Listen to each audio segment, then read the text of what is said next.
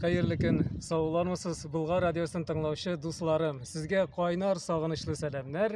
Türkiye'nin güzel, matur, tarihi Kütahya şehrinden. Hem elbette benim milletteşim, dostum, kardeşim Cemalettin abiden. Cemalettin abi, esselamu aleyküm. Aleyküm selam. Sizni ko'ruvime şu Kütahya şehrinde bek şadman. Rahmet sizge. Bizim Bulgar Radyosu tınlauçularımızga o'zingizning selamlaringizni, tilaklaringizni aytingiz hele. Bulgar Radyosu dinleyicileri hepinizge küp selam item.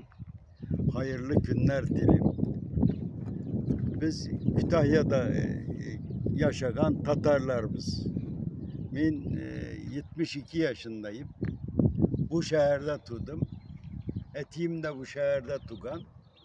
Anın etisi Tataristan'dan kilgenler. Biz 3. boğum indiminde. Hazır bizim balalarımız da var. 4. 5. boğumunda yaşıyorlar.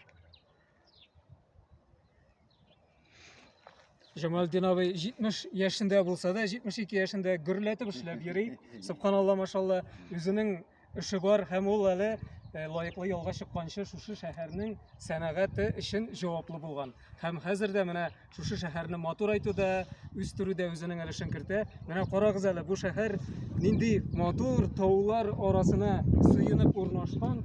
Mene mende tarihi kirmen. Munda qarasan sıqlangıç.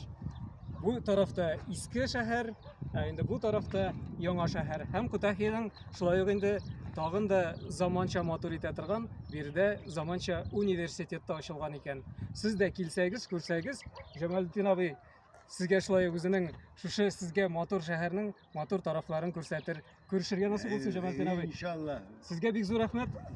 Şu şehirinin şunday matur güzel taraflarını gösterdiğiniz için. Eyvallah.